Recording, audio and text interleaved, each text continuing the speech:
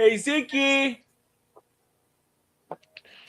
Hey, area boys are back. I hope y'all got five on it because today we giving y'all the top five training camp battles.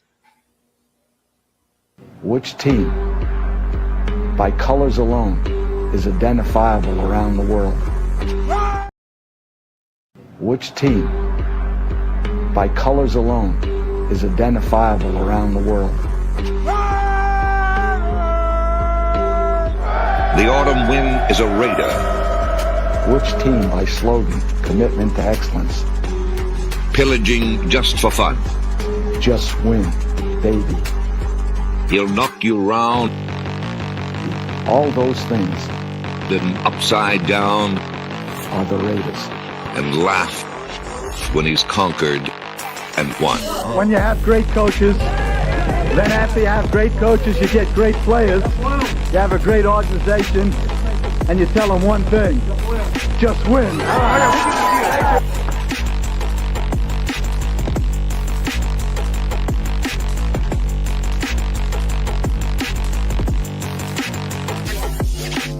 He's blowing up. Raiders.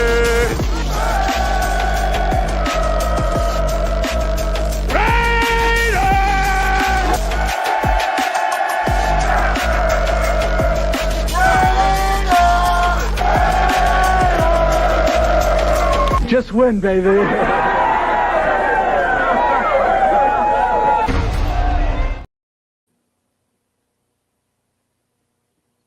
What up? What up? What up? Here we go. Here we go. Apparently, it's all me today, and that's all good. That's the way our boy likes it. For those who are joining us, Venti, I see you already up in here. Welcome, welcome, welcome. Anybody else joining us today? We got a great show for you. Pretty simple one today, actually. Pretty simple one. Top 5 camp battles to watch for. Top 5. That's all we're doing. Only 5.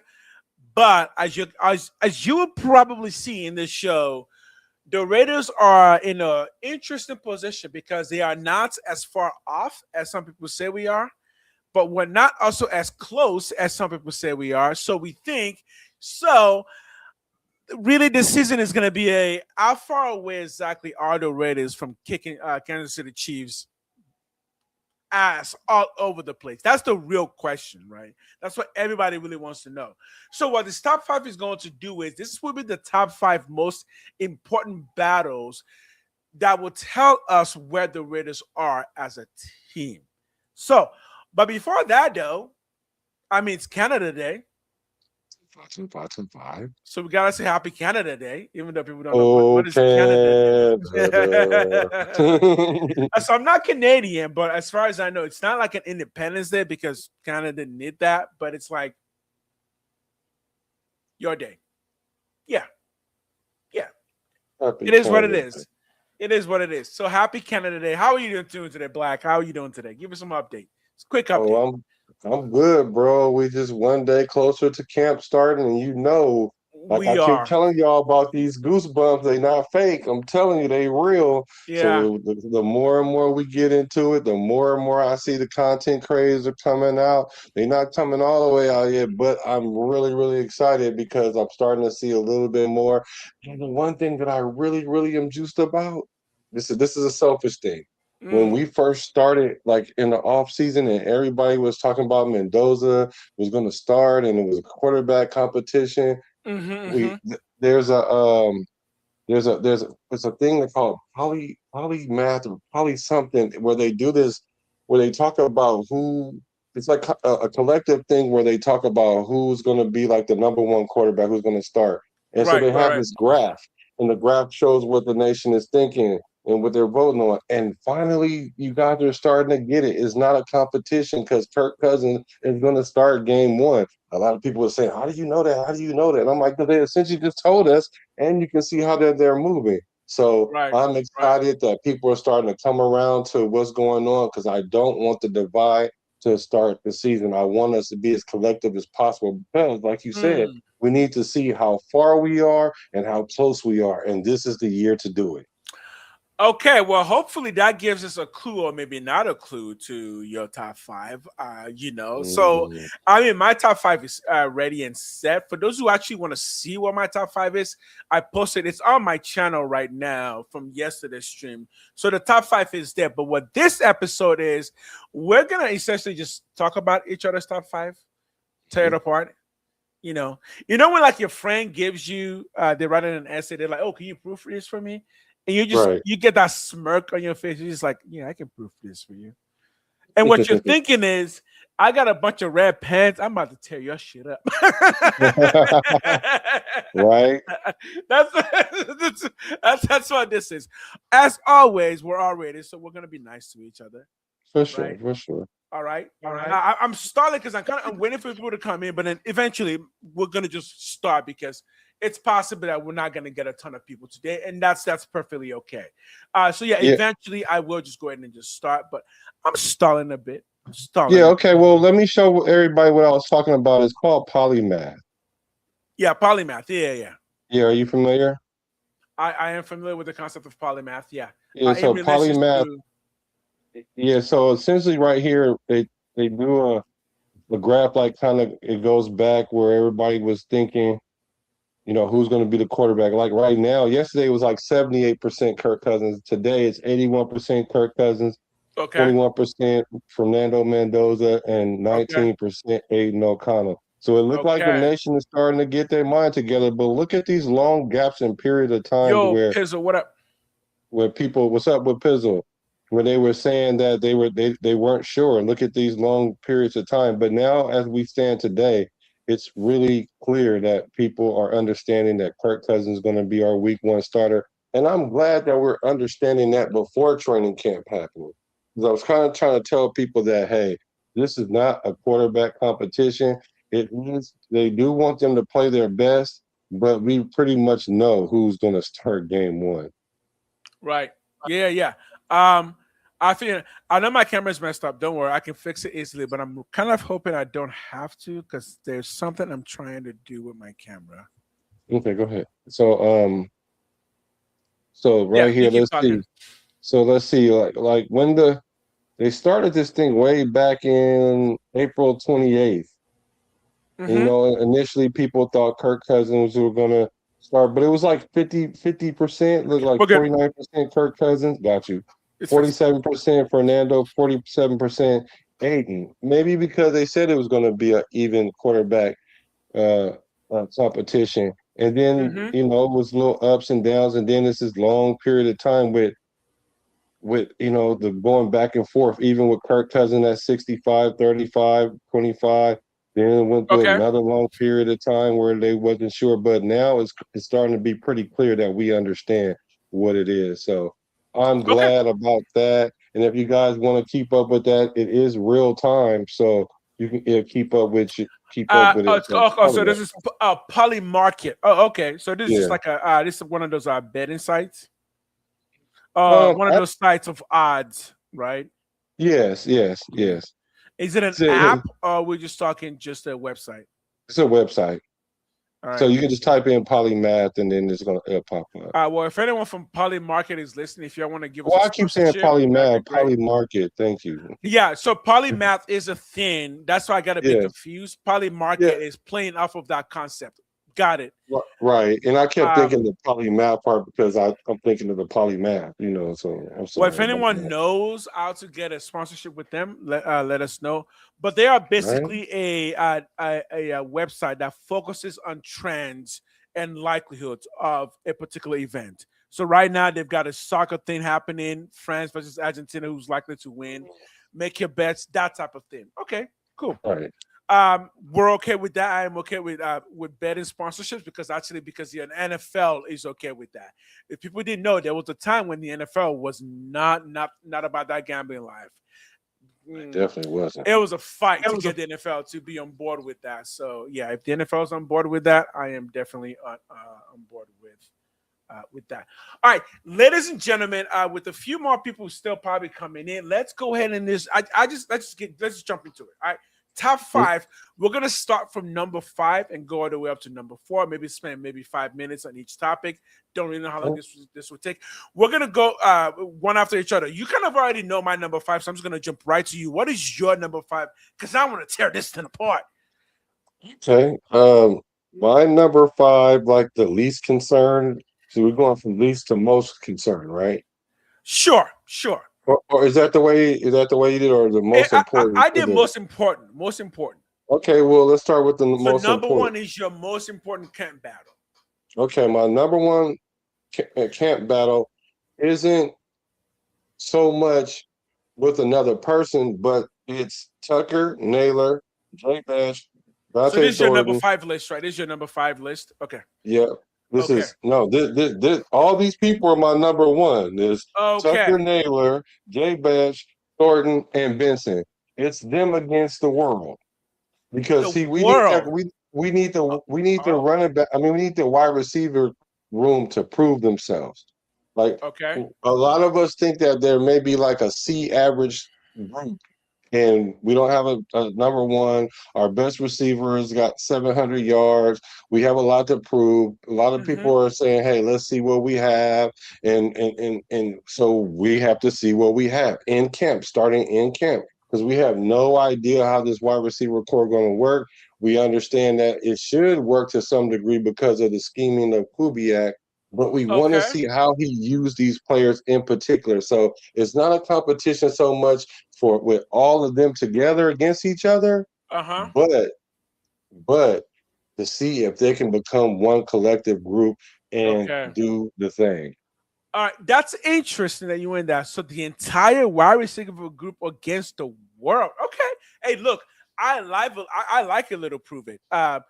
Just FYI, all of my lists are players against players. All of the rest of mine are too. The rest of mine are too, but that was supposed to be like the last one. But since we're doing it first, that's fine. But all the rest of mine are player versus player, though.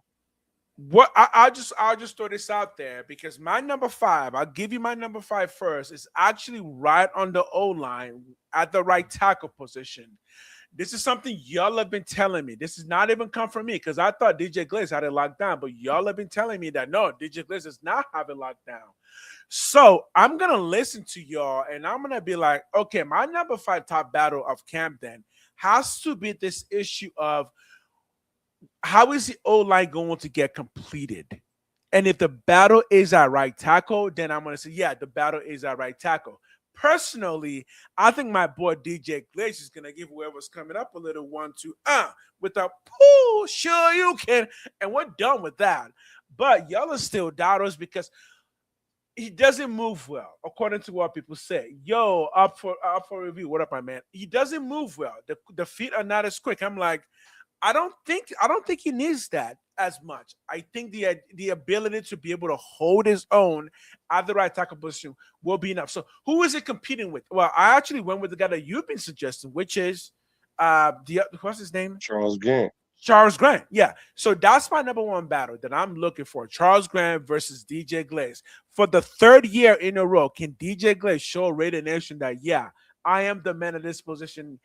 Get this 300-pound dude out of my face, take him to the other side at left tackle because I got this thing locked down. That's what I'm looking for. You know, and I must admit, it was our conversation that had me really double looking at this and taking a triple take with this because of the size of the player. Because, like you said, weighing 300 pounds, that's not ideal. But I just heard so many good things from people who study the O-line that said that Grant is more than advertised and he's on the come up. And so then I was like, well, let me go look at the tape because I generally looked at the tape, but I went and actually looked at it and I was like, let's see if he can hold his own or is it something where he get blown off the ball? Right. And as I looked at the tape, it looked like he can hold his own because he has a wrestling background. He's fairly strong. He's great with his hands. His footwork is good. So my question was, is he going to get pushed back or can he really hold the line? And I seen that he appears to hold the line. Now, as far as DJ Glaze, like you said, this is his 3rd year. It's kind of hard to take a person out of their position once they've kind of anchored themselves in there. But the thing about DJ Glaze is he never really's been um, tested those 2 years that he's been starting. So this is the first camp where there's actually somebody in there that can give him a run for his money, or at least approach him about his Right. position. Right. So it's Look. funny because my number 4 is the same as your number 5, so we can blend it all together. Oh, okay. So before we do that, give me one quick second. First of all, up for review. There is no debates between T.O., Jerry Rice, and Miles. If anyone's told you that, get them out here. There's no debate. Those aren't even the same kind of players. Are you kidding me? What are we talking about? T.O. and Jerry Rice and Randy Moss are complete opposite of receiver on the spectrum. They're not even close to each other. Now, if you want to compare them to other types of receivers, we can do that all day. We'll get multi-dot questions. So you don't be coming up in here trying to start some debate. We're going to get multi-dot question right there, Mr. Review. Thanks for coming in. So you're telling me that your next group is the same group that I have as my number 5. Okay. Yes. Yeah. So that's the next thing that I'm going to look besides the wide receiver group is going to be that right tackle position, because because that position is going to dictate a lot. Because let's say hypothetically, if Grant does come and take that spot, then what do we do with Glaze? We're taking a proven starter, a starter that played, the only lineman that played all the games last year.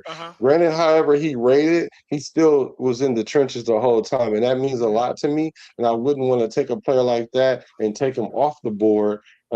Maybe we can shuffle him around, and then if we do that, that would cause other line positions battles to open up, because now what do you do with JPJ? He's already kind of like penciled in as the right guard. Okay, but if I'm gonna cut you off right there, brother. I'm gonna cut you off right there. You know you're going too far against my boy here. So let me just ask you this question, and this is for Raider Nation 2 Nation. I'm looking at you. For those of you who don't like my boy DJ Glaze, I'm looking at you. So here's the question: does the fact that Clint Kubiak utilizes 12 and 13 personnel, which does have more people coming after the tackle, does that make you feel a little bit better about what you believe to be his weaknesses with his feet? To be honest, I think it's his job to lose, and I mean that would require that Grant come in and just like all the coaches. And then they still have to weigh, hey, this is going to be like a 3rd-year proven starter versus someone that was a rookie last year in his 2nd year. So he might end up being a depth piece. So I'm not necessarily saying that Grant was going to take his position, because I did initially feel that way.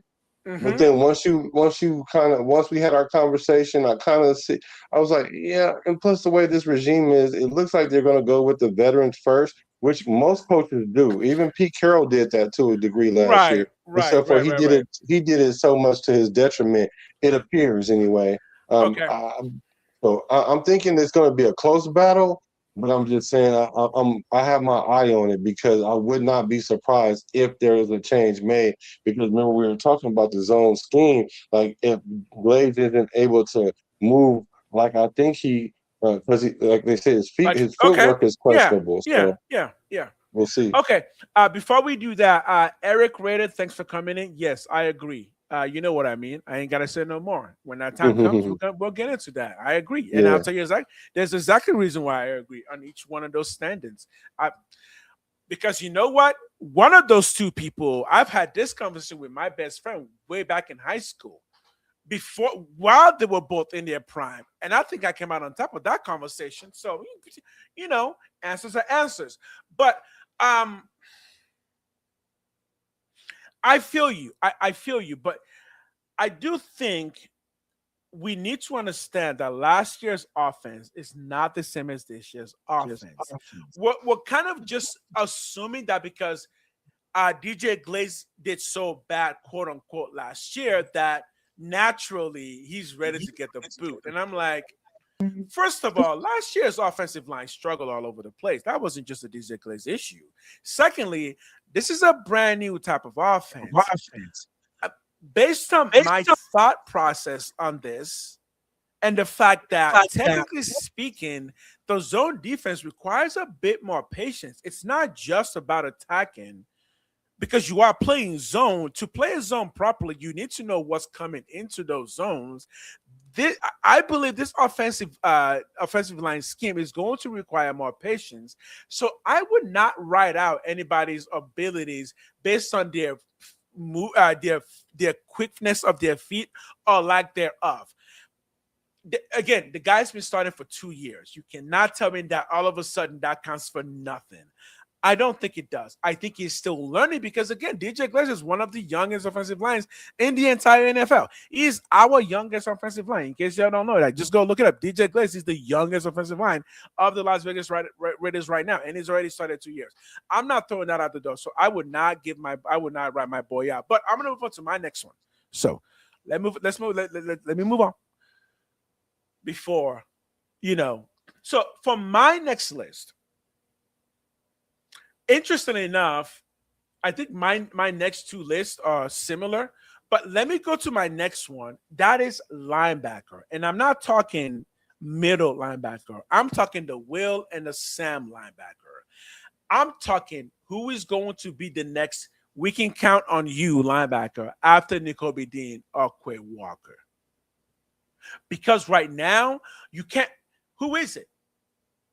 After Nakobe Dean or Quay Walker, who else are we relying on the linebacker? Nobody. Okay, there it is. So I say the battle is actually between a couple of people.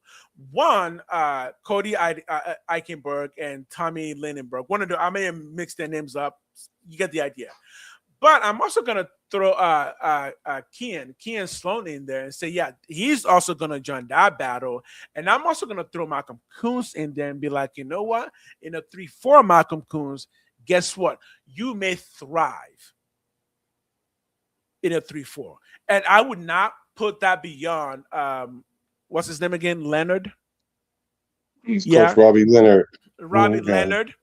You got it. I would not put that above him to have considered that concept that, yeah, someone like a Malcolm Koonce may work much better coming from a standing up position, or even if it's sitting down, but coming from a much wider angle than a normal 4-3. That due to our personnel being the way that it is, if we can just kind of shift the formation just a bit, we might loosen up what people are able to do and where they're able to line up. So I say there are 4 people right now competing for that Will and Sam linebacker. And I think it makes sense because there's plenty of defensive linemen that we already have. So, thoughts on that?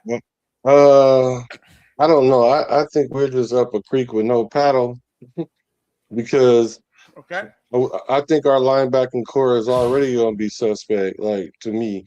And so, and it's not because so much of the injury thing, it's because we don't have the depth. Okay. And that's the problem. Okay, so I don't want you to run away with that concept of not having depth, because that is the point. Like, the depth is the competition. So who do you think is going to emerge out of that group as the leader outside of Dean and Quay Walker? Okay, got you. Yeah. Well, one of those Bergs is a special teams player, and the other one has played linebacker. Okay. So whichever one that's always on special teams, he's going to stay on special teams. And whoever the other Eichenberg or the Berg that wasn't one playing of those special two teams that had, and he'll be the one that come out on top. And I would like to see him get some rotational play, because the thing about it is you don't know what you have in a player until the real game is going on and the lights is on and the real bullets are flying. So I would like to see him get some reps in game action. There is some linebackers that's on our roster that's in the camp. I don't know who they are. I'm not about to look them up. Well, I looked earlier and I didn't recognize a couple of them. Let me throw in a question at you real quick. Can I throw in a question at you in the midst of this? I'm just going to ask you a quick question. You don't seem, and this is the question, you don't seem enthused about our linebacker group at all. I'm not. Okay. I'm not. Okay. So you're pretty nervous about it. I'm not nervous about it. I'm just apprehensive because Okay. if we were going to go for a 3-4 defense, which is predicated on our linebacker play, um, I know that we're playing with the rent money. We in the casino with the rent money Okay. because if we lose it, we're gonna walk out with that buck face. You ever had that buck face when you were shooting dice and then you lose all your money and you got that look on your face because you got bucked? That's how we gonna look if even one of our linebackers get hurt and we relying on our debt. So I'm like, well, there goes our defense for the year, pretty I much. feel you. You did say something about we can switch to a 4-3, which would be helpful. Right. But I'm just saying that's like going from the crap table to the slot machine. Now we're trying any kind of thing to try to win. So I'm just thinking I'm going to stop you there right there. I'm just thinking I'm going to stop you right there because you're depressing the fans. My goodness, nothing you just said had hope. You were just like, there is no hope. It is done. I'm not. It is pandemonium. All right, so let's your boy bring in a different kind of energy. I get what you're saying. I get it, but I also don't put it past a coach to already know the things that we already know and to invest in those things. And I think one of those Bergs is going to come out of this as a potential leader in the off-ball positions there. But again, when you look at the positions that we have in some of those sizes, even though looking at size is not really a thing that a lot of fans do, just know that a lot of coaches do things like that. And I'm telling you, having someone like Malcolm Coons who's 240 might be a good incentive for Rob Leonard. Oh man, I'll get it one day to say, hey, what if we switch this position around a bit? That gives us more flexibility on where our players are coming from. And we've said this before. The 3-4 is particularly meant to address the linebackers and what you're able to do with them.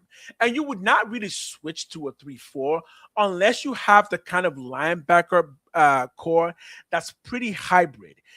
The biggest thing about playing Will or Sam is actually your speed and the ability to get across the other field, right? Because the Will and the Sam are generally going to be so far away from the ball, because most of the game, the football is going to go either the right side or the left side and also the middle. But again, you get the idea that if you're going, the ball will mostly go against one side of the Will or the Sam. So a lot of speed is required to get there. And right now, when I look at our linebacker core, I think we got a lot of speed on it. You know what I'm saying? Yeah, I think we do have the speed there. Yeah. We do. And I think we're gonna look good at that linebacker position early on. Okay. I do. Early on. I'm not totally adverse. Okay. Yeah. So you're saying we just have no depth. Yeah. And I guess if you're going to switch to a 3-4, you would need more depth. But again, I think that's when you get someone like a CN Sloan, who I believe was drafted to handle those. And I do believe we also picked up a few people from UDFA. But we're going to move on to the next. Yeah, we can move on. I just have one quick question, though, because like we run a 3-4, like we barely got 4 linebackers. So that's what I'm saying. Like that's what concerns me, because in the 3-4 you need 4 linebackers. Right. It's true enough. You can probably use Kuntz in that situation, but the reason why we have Kuntz is to get to the quarterback. Here's what I said to the linebackers, and I've hinted at it before. I think when you look at our roster, especially the 230 something to 245 size group, I think you realize, oh, wait a minute, we actually may have more linebacker prototypes than we've been thinking about. Again, Malcolm Coons in the 3-4 makes a really good Will or Sam linebacker. He's only like 6'3". He's not too tall, so he doesn't play middle linebacker. Again, if we're theory crafting, how do you turn a franchise around? Part of that is looking at your looking at your player base and saying, look, Malcolm Coons is good at rushing, but it's been injured too much for us to kind of really utilize him. What happens when we make him come from a different part of the field, maybe a little bit wider out? Can we alleviate some of those injury potentials or some of the fights that he has to do just so he can get to the quarterback. And if you're not blitzing him, he's got enough speed to pull back in coverage. You may have to teach him how to do some of that because he hasn't done it in a while, but he also has enough speed to get across the field. I think that's the logic of trying to build that linebacker core. And then you kind of just you anchor that down with two veterans who are natural linebackers who know what they're doing and have been proven both in college and the NFL to mentor the rest. I think that's the logic there. Yeah, and just to clear it up, it's Cody Lindenberg. He's the special team player, Yeah. and Tommy Eichenberg is the linebacker that plays. When you look at Tommy, Tommy looks like he can be something. He looks the part. I'm just gonna say that he looks the part, right? Yes. Okay. So my next one. Silver and Black Lounge, what up, my man? Give me a second. Let's say just two more people. If anybody else wants to comment on anything we're saying, I know there's a couple of you in here. As you come in, please keep commenting. Ask questions. We will answer your question. Max returns but a wrinkle in the. No, that is not a wrinkle. That is not a wrinkle. That is not a wrinkle. Okay. It's a wrinkle. All right, brother. Give me a third. Okay, my third. We're going back to the trenches. Back to the trenches. I am too, actually. Spencer Burford and Caleb Rogers. I'm going with the Burford because when we picked Burford, it was a solid pick at the time. Because we didn't have any linemen, so we knew we needed to fix the trenches, and so a veteran that we can pick up that knew the scheme, and so at the least that we could go with him and start with him. But I'm hearing Caleb Rogers is trending up so much they were comparing him to JPJ, which I thought was ludicrous, but he can challenge for that left guard position against. Your audio's Burford. messing up, but it's okay. We can still kind of hear, but it's peaking. Yeah, it just started doing it. I think that Caleb Rogers is going to be okay up for it. Okay, well, while you figure that out, I'm going to throw another one because my next one is also in the trenches, and we're also going in the same position. But here's where I started that conversation. You ready for this? Well, why are we starting at Spencer Burford? I'm actually starting that conversation at Jordan Meredith because it's technically Jordan Meredith's jobs to lose. Now, if you're suggesting that Jordan Meredith has already lost that job, fine, that's a conversation in itself. But I think the camp battle is specifically that left guard battle. But I think the battle is between Burford, Meredith, and Rogers. And in some cases, the only reason I don't put Trey Zune on that list is because he's a rookie. So my logic with Trey Zune is he's a rookie. He's not going to get more burned than a second year pro in that position, unless he really is the second coming of the next great guard. But the battle that's between Jordan Meredith, Burford, and Charles Rogers and Caleb Rogers, and I would not throw Jordan Meredith out of that position quite yet, because logic, man, remember he is naturally a guard. He played the center position last year because he was the best person for that position, but he is a guard, and he is a several year veteran who's been in the league for a long time. So I would not throw him out of that. Thoughts on that? Well, I agree. Like what they say. What up, Nadi? What they say. Experience is important. Mm-hmm. Hold on, y'all. Experience is important, and so with the experience, you it's harder to fool you, and you know what to do. And Caleb Rogers, he has to prove a lot in order to take that position because he didn't do particularly well last year, but that was a limited role. And we're going to see how that is in camp. And that's why I have my eye on him in camp, because if he can make a jump, I think that left guard position is up for grabs. Because like you said, it should be Meredith's to lose because he did that line a favor by going to center, a favor, so to speak, because he knew the scheme a little bit better than JPJ allegedly. And so now he should have been able to go back to guard, but it seems like they've already kind of, wiped him out of that position. So it's a who's at that position, I think. So you think Meredith is pretty much out of that position already? I don't know. I won't count him out. I won't count I him. won't, I mean, I won't count him out. at his age of 28, he can still have a very good, like what, even potentially 8 years NFL career as a backup. And Jordan Meredith is the kind of person where you actually do want to have him as a backup because he does cover at least two really critical positions. Even if he's not the best at them, Jordan Meredith is the backup for Linderbaum. I know some people don't like that, but it's like, wait, what are you talking about? He played Uh, center last year. I Guys, don't think so. I don't I'm think so in this okay. regime. In Here's the this question. regime, I don't think Oh, because we've okay. seen what Jordan Meredith did at center, and he didn't play well at center at all. And As a JPJ, backup, you don't think he's good enough as a backup? no, because JP. Well, Wow. see, the thing about it is, it's going to be tough because I think JPJ is a better center.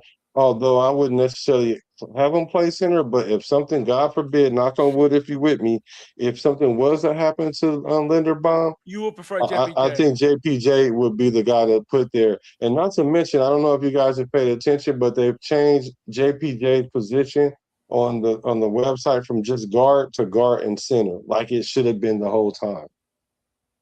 Okay. Here's the question though. Do you think that JPJ understands how to read defenses pre-snap enough to take over for somebody like it? Absolutely. I'm asking you. You're the Absolutely. JPJ fan. All right. All I see is a kid who runs into everything and gets injured. That's all I see. I can show you clips, and I'm just like, yo, JPJ, dude, you didn't have to jump, bro. You didn't. Why are you not trying to do a somersault on the football field, brother? No, Yeah. JPJ, stop it. Stop it. I'd rather you do that. I'd rather you do that than I'd rather you do that than act like that you helping combo block somebody while your man run through the hole and you try to put your hand on him as he run by. I'd rather have But my lineman. I'd here's rather my have my lineman do a front flip trying to kill somebody than avoid here's my the contradiction. block. Here's my contradiction for that. But y'all keep saying that the problem of the O-line was Brandon Carroll's son. So why do you blame Jordan Meredith so much for being so confused? The entire Well, Chip he's Kelly supposed was to be the smart confused. guy. He's Chip supposed to be Kelly the was, smart guy in but the if Chip room. Kelly Like, was confused, what are you gonna do? that's been my argument the whole time. So I agree with you. But when you actually blocking somebody and you're getting blown off the ball, that has nothing to do with the coaches. That has Okay, everything to do with your heart. So okay. and your weight and your size and your footwork and your technique. So I think that if the head office or the coaching staff wouldn't play head games with JPJ, then you wouldn't see him crash out. Because the only time Mm. you see him crash out is when he's trying to overly prove himself. Because no different than when the center went down and JPJ dang near had to fight AP to be like, look, bro, I'm a good center. I won this award in college. I know how to play it. Either you gonna put me in here or we gonna fight. I love that. Well, I mean, I still don't think Jeff is a good center, but that's besides the point. That's besides the point, right? Okay, Well, so what I basically got from this conversation is that outside of a few positions, only two positions, maybe three, there's a big battle happening on the O line. Because if we're being honest, the O line might actually be the most important battle this training camp. Even though we play for Linenbaum, it actually still may be the most important battle because we're not just talking about starters. We're talking about quality depth backups. And the crazy thing is, I actually think the Raiders may have more quality depth backup than most other teams because for the past several years, we've drafted players who can play multiple positions. And that's been the focus. I So, agree with that. and I they're all totally agree young. with They're that. all young. Yeah, Okay. I agree with that. Yo, all right, we're gonna take a quick break just to say what's up to some folks. If you want to say, yo, what up? Yo, Lou back, baby. Frank Miller. We are doing the top 5 most important battles coming this camp. Put your list down. If you got a top 5, put it down. 5 to 4, 5 to 1, 1 to 5, whichever way you want to go. Put your number down. And if you haven't liked the video, please like the video. Right now, please stop like the video because it does up the algorithm. And head over to my channel too and like that video too because, This is our thing. This is not just his thing. This is our thing. All right. I Yeah, for want this sure. face. I want this face on ESPN. All right. Get this face on ESPN. All right. Any questions we got to answer? We still got more to go because I still haven't. You've done what? You got one more, right? No, we I have got two three. more. We have have three. three, so we I have got two two more. more. Let me read the comment. It said Meredith worse than Andre James. That's saying a lot, to be honest. Bruce Andre Willis James. was good. Go ahead. Okay. Andre James. Okay. Andre James was not bad. Andre James was not bad. Guys, not every single lineman in your will be on All Pro. Most teams will have one All Pro lineman. If they're lucky, like the San Francisco 49ers, they have two. Guess what are we talking about? We're acting like we want everybody to be 90s or above. Guess because we have Lindenbaum, guess what? He's going to be the only All Pro on our offensive line. Just so y'all realize that. If we get another All Pro on our own line, we better be thanking the gods because that's rare. So leave our big boys alone.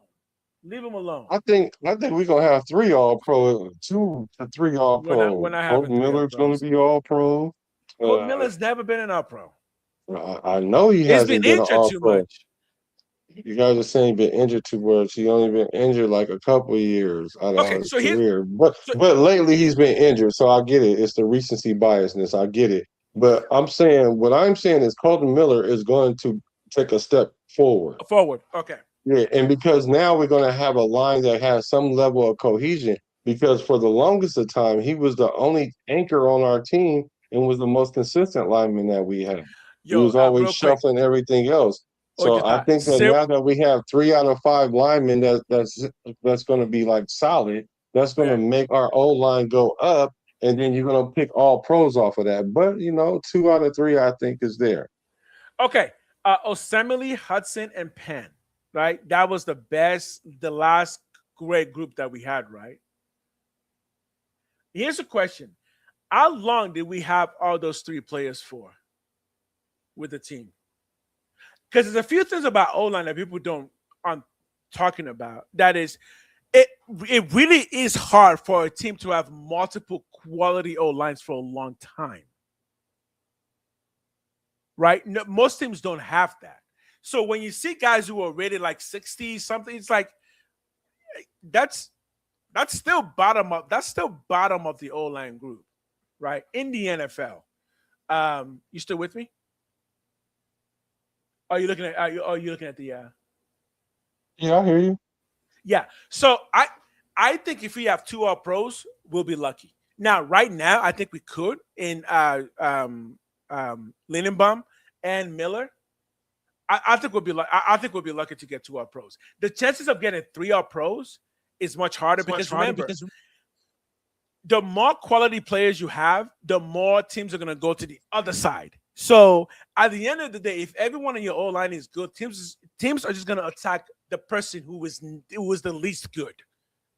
So yeah, but if you can get 2, 3, 1 All Pro and 2 good quality, that's generally all you need for a good O-line. So again, DJ Glaze, he gave up 10 sacks. Yeah, understood, but his partner wasn't there the entire season, and there's a lot to be said for being good enough in the NFL with a great player. And now we have that great player in Lindenbaum. So Oh yeah, I forgot DJ Glaze gave up all them sacks last year, but I don't want to hold it all against him because we did have some discrepancies on the whole. Oh, Lou, yeah, we're not getting into this again, Lou. Yeah, that ain't happening. Who you got next? Who I got next? So my next 2, my 2 and 1 are gonna obviously they're gonna be skill positions. My number 2 is the wide receiver, and here's how I did that. I'm not so much worried about who's going to be the X receiver. I think the actual battle of wide receiver to me is between what's his face, Jack Bash and Trey Tucker. And what I mean by that is who's going to be more impactful for the Raiders coming this season. We know what Brock Bauer can do. We know what Trey Tucker can somewhat do. So if Trey Tucker takes that game to the next level, he will be impactful. We saw what Jack Best did last year. It wasn't great. So who can be more impactful of those two for the Raiders this coming season? Meaning, will Trey Tucker get 1,000 yards and that will equal more? Or will Jack Best bump his status up to, say, 600 to 500 yards and maybe 5 touchdowns? I don't think he's going to be a high touchdown guy unless he scores in the red zone. Yeah, Jay Besh. I think he's not going to have a. Yeah, unless he's more of a possession receiver. Like, I would count how many first downs he gets for us than touchdowns. I do think he's going to have a better season this year. I think he'll go from like the 225 mark or wherever he is, somewhere in there, to like the 400. But that's not enough to because I think it's not enough to move the needle for me, because I think Tucker will be in the 900 to 1,000 range. He should get 1,000, really. But can you do me a favor? And if he does get 1,000, then that's going to supersede another 200 yards by Besh. You know, so I'm looking at that as well. I'm looking to see how we're led in that wide receiver room, because there has to be an obvious leader, whether it's statistically or not. There has to be a leader in there, and the leader that's there now is Tucker. And I'm like, I mean, like, I get it. Like, I don't have questions about him, but in the big scheme of things, even Naylor might have a higher ceiling than him. Can I stop you for 1 second? Someone do me a favor. Can we put Loose Skunk on timeout on this or something? I don't want to ban them. Can we put them? How do you time out people? Let's just shut them up for a bit. Okay, I got you. I think he's got dogs to go walk. Yeah, just go walk those dogs. Then I'm gonna let you. Then I'll let you continue. No, yeah, no. So I just think even Naylor could come in and be more of a force multiplier than Jay Besh. Like, he might get 5 touchdowns and he might get 600 yards, and you know, and push. He might push Tucker, but that's just what I think. Y'all keep saying don't sleep on Naylor, and I'm like, I don't get it. I've already slept. I was never awake on him. He's Matt Collins. He's just Matt Collins. Ooh. Matt Collins is a great football player. Like, I don't get it. Don't sleep. Yeah, I like him too. We're not sleeping on him. He's what he is. He's a deep threat. Naylor is what I'm hoping Dante Thornton doesn't become, just a deep threat. So I don't know. I like Dante Thornton for being a deep threat, because it creates spacing on the defense. Like, you got to always keep a safety up top if you have someone of his speed and his height, because what'll happen is, if you do go one-on-one, the quarterback going to check out of that and throw it to Thornton. And then it's incumbent on him to win those 50-50 balls and make them pay for single coverage. Because if the corner is able to guard him single coverage, then that allows the defense to roll to another side, or it's a double team Brock Bowers. So DT, he has to produce when they go one-on-one. Similar to how what happened in that New England game. How that New England game was at the end of the game, when Dante Thornton came back and caught the ball. He was so by that corner. He was so going on that corner, but the pass was underthrown, but he still caught it, and it sealed the game. Fine. That's what we need for him to do all the time. Sure. We don't need him to get 1,000 yards. We don't need to have him get 700, 800 yards. I just need you to catch the ball and keep the defense honest. Fine. If I was talking to Dante Thornton, put me on the big screen real quick. Let me talk to my boy Dante Thornton real quick. Hey, yo, Dante. You're 6'5", 200 and something. I get it. People want you to be a deep threat. Brother, I want you to wake up tomorrow and be like, fuck that. Deep what? I'm going to be everything threat. put on 10 pounds, and just start running past people. That you see what I'm saying? Like, you've got the speed, put on some weight, deep threat. Why? That means you're gonna get like 2 targets a game. No. If Calvin Johnson can do it at 6'5", you can. Just put on some weight. Put on 10 to 15 pounds, your speed will still be there. You're not a deep threat. You are a safety net for the quarterback. When the quarterback looks and sees you, he's going, oh, shoot, look at that, man. He's so big. I just have to throw the ball anywhere, and he's going to catch it. Deep threat? No. That's like, deep threat is like you'll get 1 target a game, and if you're lucky, you'll catch like 5 passes a year. No. I want more from that. I want more than that. I do. Okay, it's my turn to go. If anything, let me finish. If anything, I prefer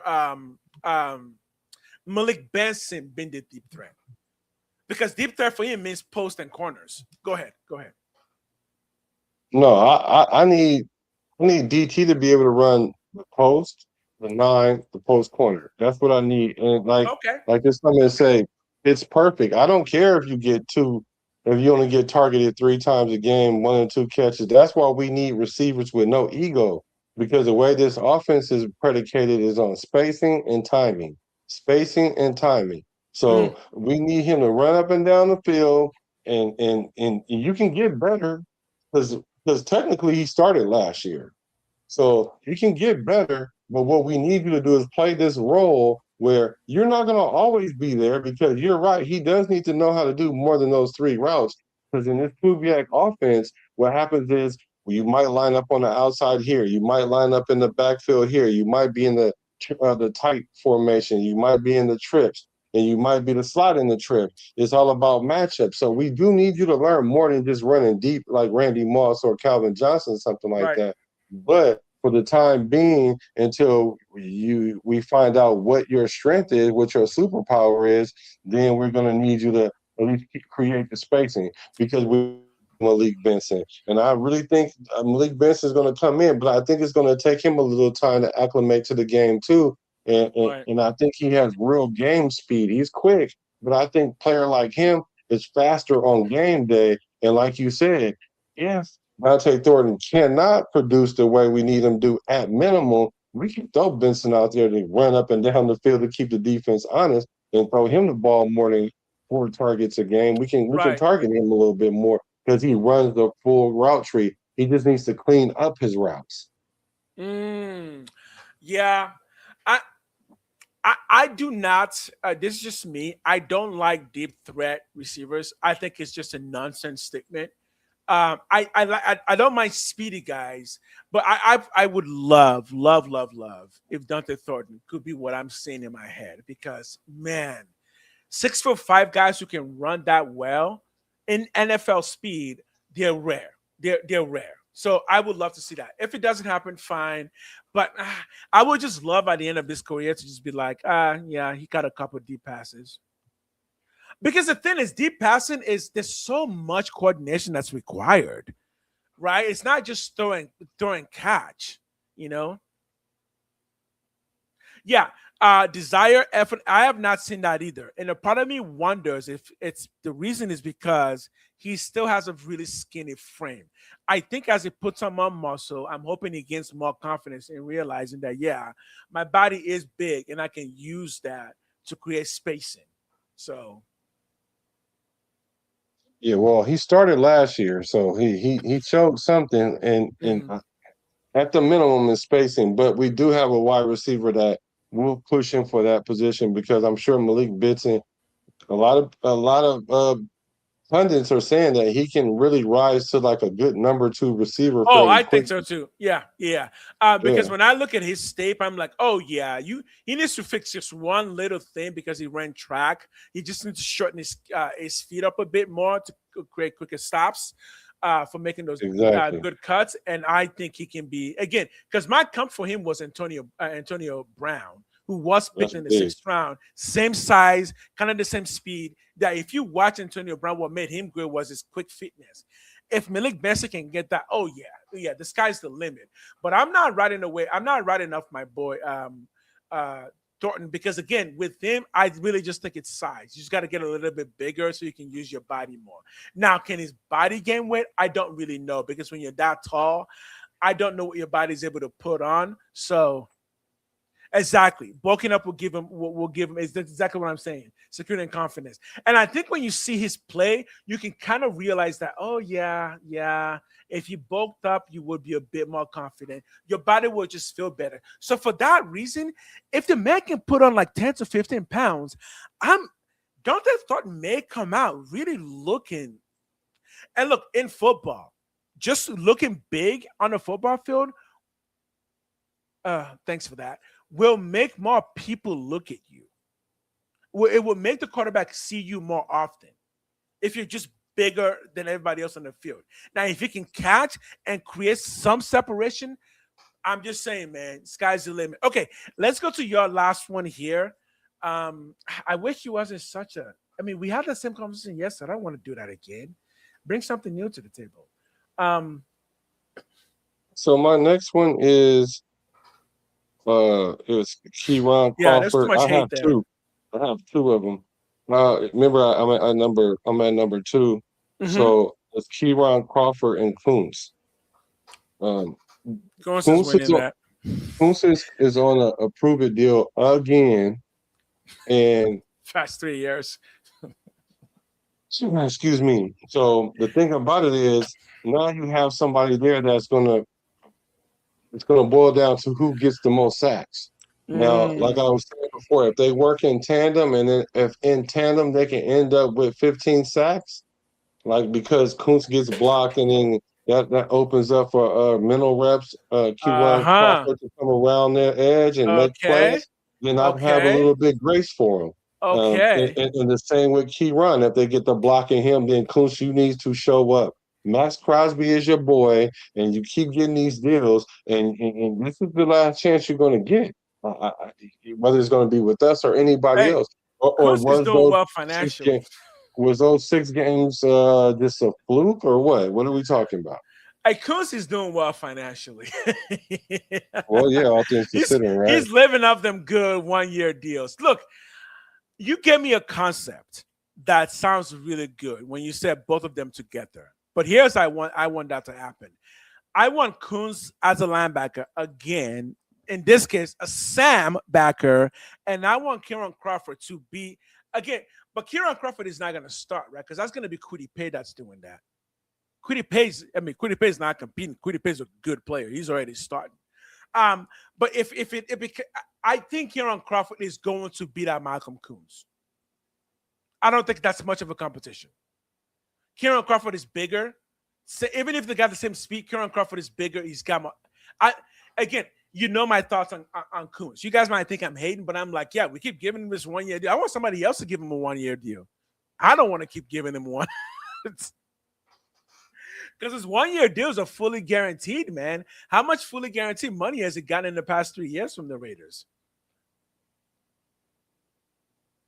Ooh. He got 2. Let's look at this.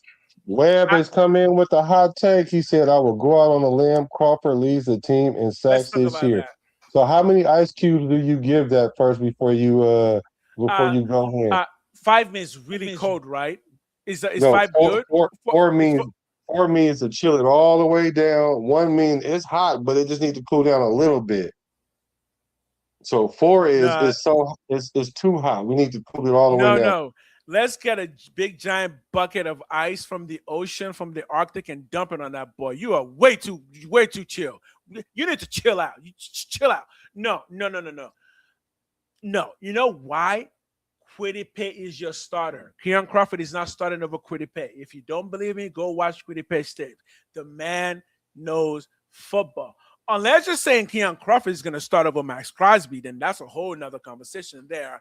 But I'm telling you right now, Keyron Crawford is not starting over Kwity Paye. Kwity Paye is a very good football player. Well, my brother Webb, I'm trying to see what you're talking about. I'm going to give that 1 ice cube. Whether he's starting or not, it doesn't really matter because I know Kwity Paye is not going to lead the team in sacks. And we know Max is going to have, like, I don't know, 8 or 9 sacks or whatever, 10 if he's really lucky. And because we already have questions in how he fits in this scheme, and I think Keyron Crawford is gonna pile up the sacks. And who else is going to beat him? No one on the No, we don't do that interior. here. No one in the interior. So I'm thinking that you're probably not too far off. So I give that one ice cube. So whenever you go to the big screen, that's when your mic messes up. Whenever you go to the standalone screen, yeah, it does it cuts off. I got you. Maybe not for them though, but for me it does. It might be fine for them. Let us know what the mic sounds like. Does it sound okay when you go to the big screen?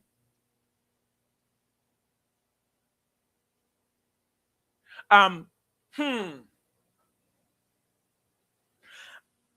really like honestly, y'all really think Keon Crawford is going to start year one and lead the team in sacks? Because if that's the case, then we got a potential Hall of Fame on our hands. I mean, it's been done before. Speaking of, it's been done before. What's his name? Who just died? One of my favorite edge of all time. What's his name? From the Niners. Arden Smith, who also played for us. I mean, he did something like that in his first year as a rookie, just broke all the records. But Keon Crawford didn't start playing football till senior year in high school. I don't think the technique is there.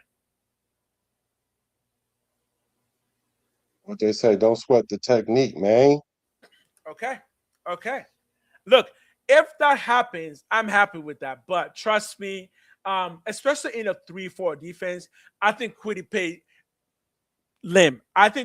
will be the sack leader for the team. Yeah. So what do you guys think in the chat? Do you think that's and it's not Chucky heads? I don't know. What is that? Like, what's that? Mitchell Rentz? It was this old thing. Chucky it was head, the one yeah. I before mean, he started doing whatever. the new thing. Chucky ain't here no more, so that's already antiquated. Yeah, Chucky so definitely ain't we're here doing no more. ice cubes over here. Ice cubes. You feel me? So what do you guys think? Ice Cube is the leader of the Black Hole Society, right? He's still the president of the Black Hole Society. I don't know, self-appointed, but anyway. Because we forgot he said stop giving juice to the Raiders because Al Davis never paid us. Like, why would Al Davis pay you when they was already big before? They're bigger than NWA, sir. So I don't even know why you even went there. But what do you guys give Webb's take? Do you think we need to cool it all the way down with 4 ice cubes? Do you think it's halfway possible 2 ice cubes? Or maybe just one like me. So let me address a point. Let me address a point here. Somebody says starting or not, Weber. I'm going to address this point, Weber. Down action, third down, because that's where the sacks is. That's what I don't want for Crawford, though, man. That's what I don't want for him. To be a third down, like, sack person, I don't want that. Yeah, I don't want that. That's Yannick Ngakoue. I don't want that. So that's my thing. That, like, the idea, like, if you just want him to get sacks, I think he can do that, but that just makes him a one-dimensional edge. I want him to stop the run. I want him to be Will Anderson Jr. That's what I'm hoping he becomes. Well, give it some time. Because, like you just said, like, he just really starting to pick up the game. So let's learn how to do one thing well. Like, yes, we will need you to be in coverage. I agree. We need you to be multifaceted, but we don't need you.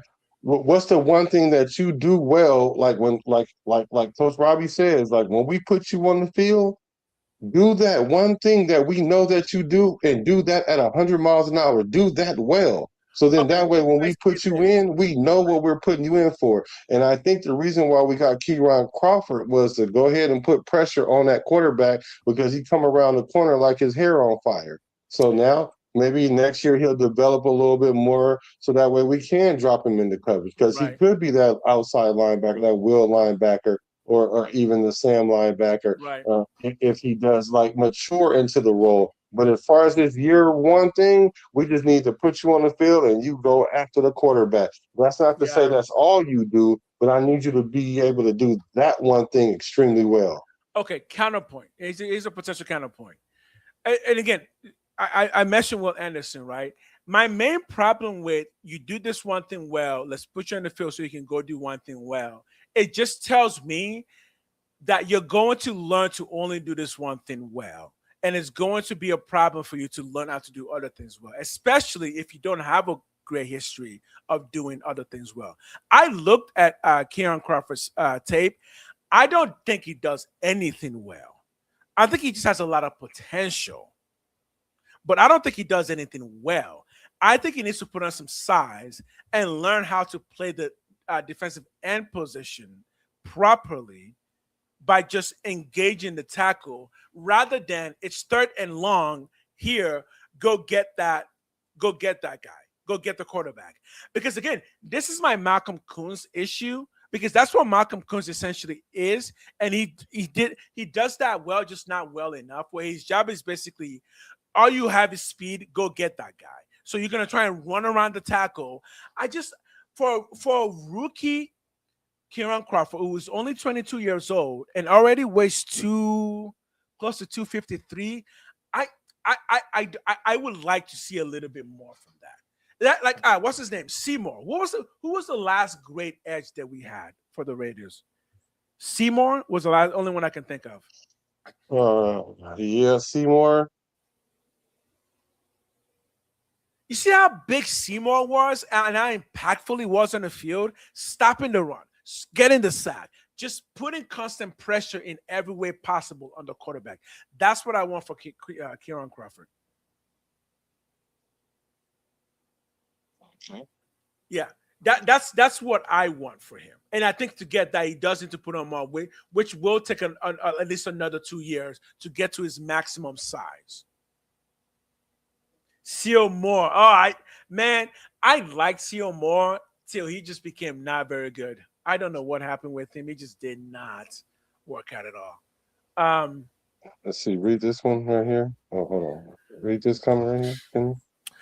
Yo, what's good, fam? I agree. A solid run attack that forces linebackers, DBs to stop number 2 and number 30, then hit them with the play action rollout. Somebody came up a bit on the fake TD. All right, let me try and break this down. A solid run attack. So he's talking offense to force the linebackers to stop and then hit them with the play action.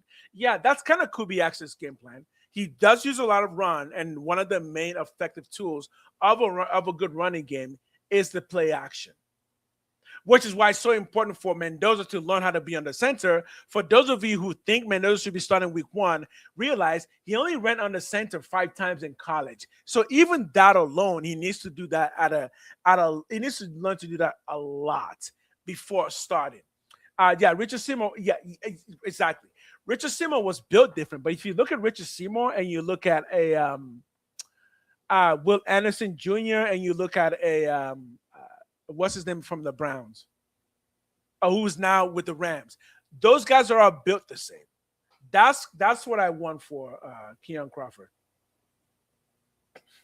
Oh, you want him to be like Myles Garrett? Yes. I don't know if he can get as big as Myles Garrett, but I think he can get big. I think he can get as big as Will Anderson, who is now around 265. And if you look at Will Anderson, he's not going to get you 15 sacks a year, but he's going to get you more than 10 sacks, and he's going to be extremely impactful, just like the guy we just picked up in Kwity Paye. Yeah. So personally, I prefer bigger ends than smaller ends. 240 for me is not an end. Me personally, my ends start at around 253, 255. That's where ends start for me. Yeah.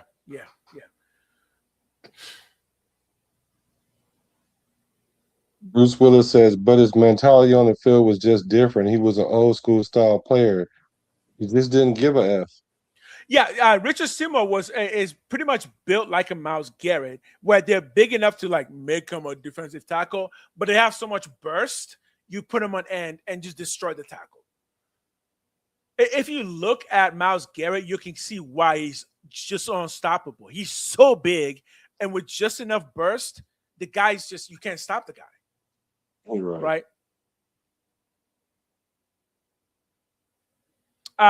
So I do you still got have one. no? You still got Yeah, another one, right? Yeah, yeah. you You got it. got one more, and I have one Okay. more. Go ahead. My last one is we're going straight to the DBs, and I'm not going number one DB because I'm pretty sure that's Eric Stokes. My main battle this year, the number one battle for me, is who is going to be the second defensive end between Darian Stokes. What's his name? Porter.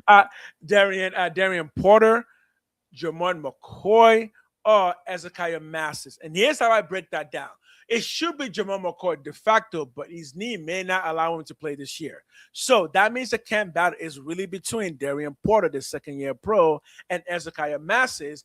But if you watch Ezekiah Masters' college plays, the man just comes down with interceptions.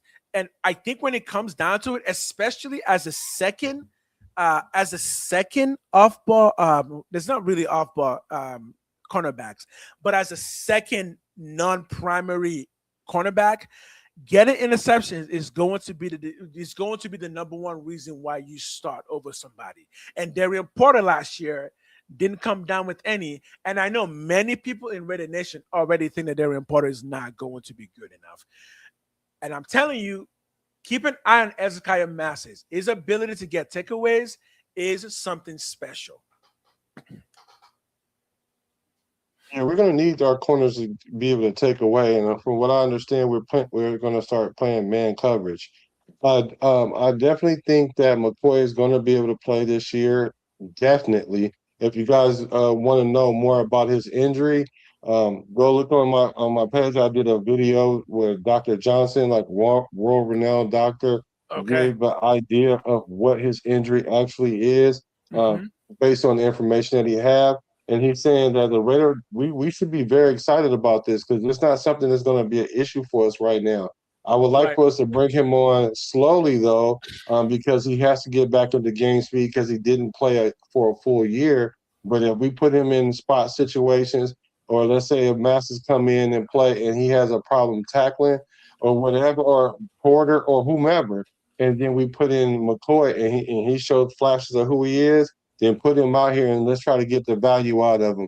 I mean, if there's anybody that we need to stick out there and see right now with the Mendoza treatment, it's Jermont McCoy because he's on a what they call that when you with the sands in the hourglass. It's like he has an hourglass that's running right now. Yes, we just don't know when it's about gonna. a 6 year. Based on what I've heard, it's about a 6 year. It's like 6 years you're completely done, or 3 years and you may need another major surgery to kind of. Because here's the thing: if he's 100% good to go now, and that it may not be in the future, he becomes maybe the best cornerback that we have on the team. Period. In terms of his ability to play the position, based on the film that I saw, even in college, he was like, "Oh yeah, no, this guy knows it. He knows how to play edge." And I'm telling you right now, he is the perfect size for a corner. He's perfect. Like. He looks like he can take down a running back, which is kind of what you need for an outside edge. So he would not be a slot edge. That's not edge. A slot corner. He's a pure outside corner. I would still like to see more in that battle because I'm not giving up on Darian Porter yet because he was also showing flashes in college, and that's why he got drafted, right? So he's still learning the position, and I think there's still something there. Yeah, no, I do understand. I do agree with what you're saying. That's going to be a tight position battle because it is wide open, and we do have a lot of corners that really, really could play that position. Like, and they're ball hawks. So that's the one thing I do like. Right, and for a team that's known for having some of the best corners in all of the NFL, we don't really have them right now. We don't have a Charles Woodson and Eric Allen. Who was the last good corner we had? Nnamdi Asomugha? Yeah. Oh, Nnamdi was good. I think Nnamdi was the last one we had. The last two, I think Nnamdi was kind of overrated, but I know that's not popular. That's a whole nother conversation. Nnamdi was not cool. Disagree. He was a system corner. He was cool, but then when he went to the Eagles, then he got exposed because he was a cover corner versus he couldn't play man a lot. So, and I think that's how you make your name as a corner is the ability to play man. Play man. Well, I can tell you right now, McCoy can play man. Yeah, He can, right. he knows how to do that. The one person I'm not so sure is good at, man, is actually Darian Porter, because again, I didn't see a lot of using of his bodies to take away those gaps from receivers. Oh, you want to see if Seymour was the biggest edge rusher out there? Mm-hmm. Okay, I'll look that up too. But let's go to my number one, which is still in the DB room, right? But Okay. it's going to be on the The back end though. safety. It's going to be Paul Mau and Dalton Johnson. Okay. Paul You. Mau is in his last year of his contract. I love Mm, this guy. I hope we really re-sign him this year. I actually think that Dalton Johnson, although he's not going to start this year, I think he's going to be the replacement for a Paul Mau and Chin for that matter. wait. Because Isn't Palomar rated wasn't he rated the worst safety last year? I don't know, he may have been, but he was playing Hey, out of don't. position. I'm just He saying. was You playing talk out of about my position. boy Glaze because he's so rated so badly. Let's talk about your boy Palomar getting rated so badly. If you're gonna throw somebody in the trash, Hey, let's start you a having that Bay boy conversation. for real, huh? Your I memory is forget long, nothing. huh? I Right, forget because nothing. you I hold a grudge right here. he was if you like, you got better not. if you can throw out that PFF, let's throw out that PFF. What does that say Yeah, about your let me boy? look at it. Yeah, let me look it up. But yeah, for sure, Paul Mao was definitely rated very low last year, but he was out of position. I'm gonna look it up as you give your response to my take. But uh, the thing about Dalton Johnson is he can play box safety, he can play free safety, and he right. can play nickel, and he's more natural at it than Paul Mao. Now, Okay. the question is, Paul Mao and Jeremy Chin is kind of like the same player. And so now Mm, essentially Paul Mau's got to take a step back because he was a starter. And now that mm, he was so solid, that's going to be a competition within itself because they both had 100 tackles last year at the safety mm. position, but it's going to be tight for him. And I just see Dalton Johnson kind of competing for that position. Oh, so I saw this recently that I remember somebody on my stream, somebody asked me, where do I think defensive tricks are coming from? It's actually Vente. Where do I think defensive tricks are coming from, trick plays? And I said they're coming from the nickel position with the linebacker slash nickel or nickel cornerback situation. Okay, so what we're finding out is that a lot of teams are starting to use what they call a big nickel. So using a safety size player, a safety to essentially play that big nickel. When you put that into this concept, I think here's what I think. I'm not sure it's as much of a battle there as we're thinking that it is. I think all of them may actually just play about the same amount of time. How's that? You know what? That's an excellent point because I've been telling people this whole time that we should not be looking at necessarily the starters, but we need to look Exactly. at who thrives in what package. In what Because package? because Exactly. if you're because there's going to be times that we have three corners out there. There's going to be Uh-huh. times where we're going to have a dime package out there. Uh-huh. Are you going to be one of those corners or let's not forget we got Teron Johnson back there too. So Uh-huh. who's are going to be the best of those guys that give Robbie Leonard the ability to put packages in without there being a Exactly. fall off. And it's hard to game plan for that when you don't know exactly which player is going to be in what position until the play starts or after they line up. And then you can try to make an adjustment, but it's better to have them make adjustments at the line of scrimmage than instead of from the box into the huddle and then they Into the call on the huddle. play. You know what I'm saying? To already beat it because they can see who's on the field already. And again, I think once you start considering, if you're gonna think about packages where you just want more speed on the field, a lot of people are using three safeties, especially if you have big safeties, big box safeties. Putting three safeties on the field just gives you more speed, but still the ability to tackle. But I mean, because now strong safeties are getting into like 220, 225, while linebackers are around 240. It took 225 can be brought down the line to make some impact there while still keeping two safeties in the back there. Just creating more confusion for the defense, whether for the offense, whether that's using speed as a confusion or just using weird looking packages. So again, between our safeties and even nickel corners, I'm not so sure there's as much of a competition there as much as there is just having more options to put on the field whenever we need to.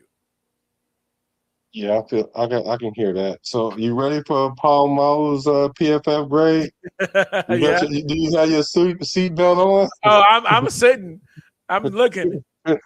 Okay, Isaiah Palomo earned a 39.8 overall PFF grade for the 2025 season.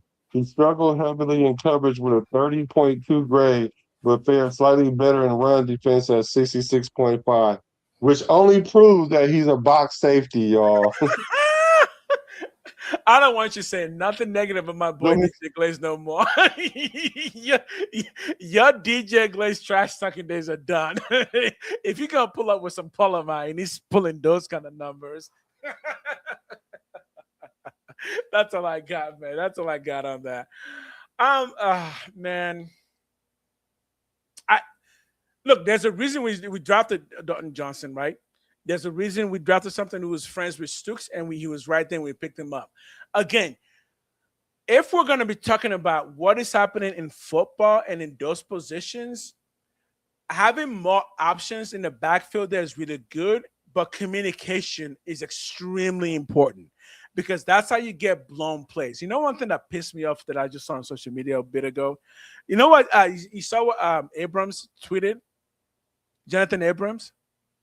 Oh, I'm like, no, not from you. Not from you. You were so bad in coverage. I'm sure even McDaniels was like, come on, dude.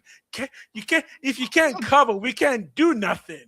No. Let's not shoot the messenger, though, because at least he was telling the truth, though, because you could tell that we was being sabotaged by – I had hopes. The sabotage was definitely in effect because you see how they tried to run Derek Carr. Not try to. They ran Derek Carr up out of here trying to go get another quarterback, and they went to go get AOC. I even followed that man when he was playing Call of Duty as a streamer. Been like, oh, he's going to be the next great safety. Nope. He couldn't cover. Couldn't cover for shit. No, he couldn't. I'm not blaming McDaniels on that. McDaniels prayed you could cover because that will have alleviated some of his pressure. No. I agree with that, but I'm talking about the way he sabotaged the whole team. Though. He ripped out the heart out of Raider Nation by doing that because that's probably where a lot of the divide started is when Derek Carr left the organization. I'm gonna say here and say it again. Don't unfollow because that's childish stuff. Justin Daniels made two mistakes. Number one was re-signing Derek Carr. Number two was giving up a first and a second for Devontae Adams. Those were his two biggest mistakes. Why? Brother, why are you coming into a new regime trying to appease the quarterback who has not performed well for 3 years and then giving away your very first pick of your new team? You give that pick away to go get his best friend for him. Wait, we're not paying you to be a Derek Carr coach. We're paying you to win football games. I hope Josh McDaniels gets a third job, and then y'all will see he's a good quarterback. He's a good coach. His problem is trying to appease people. That's his problem, trying to appease people. What? Did nobody even like him? Get Derek Carr out of here right away. Oh, my gosh. You know what? And I love Derek Carr. You know what? Meet me on Saliandro Boulevard, man.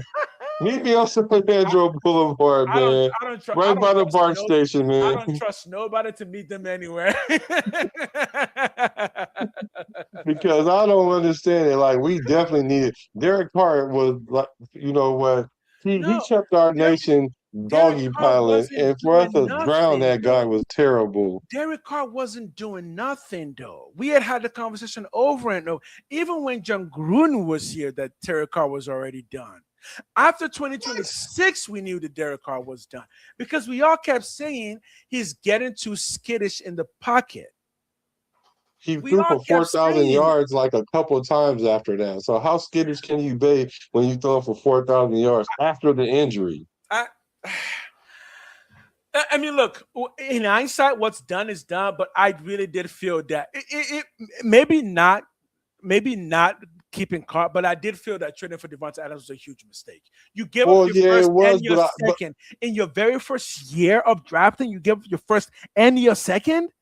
Oh, yeah, that was a lot. But now, what? but now that you bring that up, that was probably one of the good things that he actually did was try to improve our offense. But see, the stupid part about all of it is you give up a 1 and 2 to get the guy, but then the guy that you brought him with, you got rid of the quarterback. Like that was dumb. Like, why would you get rid of the quarterback? That the Remember what I reason why he said. came here. Remember what I said. Like we signing Derek Carr was the first problem because Derek Carr was under contract, and it wasn't that they just re-signed him; it's that they re-signed him and gave him a clause in his contract. Yeah, that was to protect itself though from the franchise, which didn't help because they end up still. Yeah, because he basically left But he without us did get his getting money though. anything. I But don't he know was able why to get his money. I'm mad about Derek Carr about that because I know what he did. I'm like, Derek, that trading clause was not meant for you to help your new team. It was meant to give us a little going away present for you as you walk out the door. So I'm still pretty mad about that. Yeah, and then the unfortunate thing is it still ended up biting him in the tail because, to be honest, he might have ended up being the quarterback back here instead of Kirk Cousins. Instead of Kirk Cousins. But we couldn't get him back because we would have had to give more to get. I mean, we got time. We got time. I know this is a hot topic because I've said before I don't want Derek Carr to come back to the Raiders. I want him to come back to the Raiders for one day and retire, like 10 years from now. Yeah, no, not 10. I want leave my boy Mendoza alone. I don't want you anywhere near him. Leave him alone. No, let him come in and do the customary retire a Raider thing. I mean, you may as well because he's probably not going to play no more. You know, it is what it is. He's definitely not playing for us anymore. You should have comment by Frank Miller. Oh shit!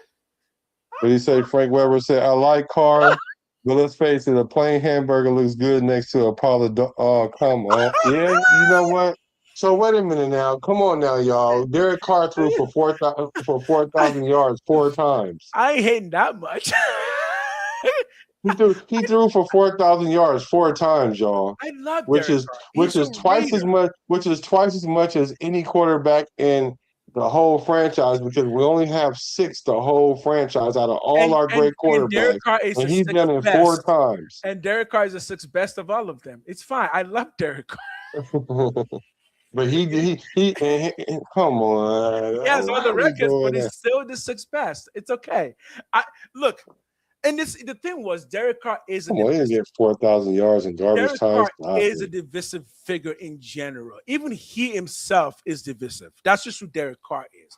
And yeah, I don't want him anywhere near the team for at least 10 years. Oh my God! Wait, you sound like McDaniels. I want our boy Mendoza to be established as the greatest Raider QB ever before Derek Carr steps foot on that Raider lawn.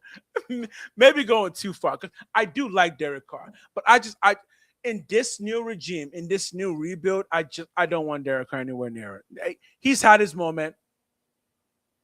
2016 was what could have been.